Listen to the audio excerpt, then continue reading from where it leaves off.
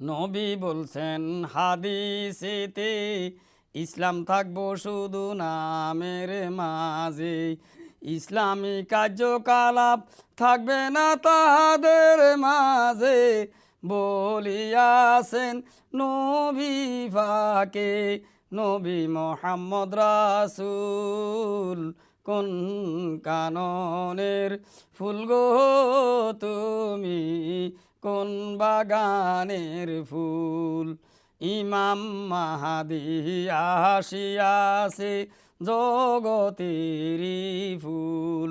নবী বলছেন হাদিসেতে, কোরআন থাকবো শুধু পড়ার মাঝে, কোরআনে আমল থাকবে না তাহাদের মাঝে। বলিয়াছেন নবী পাকে নবী মোহাম্মদ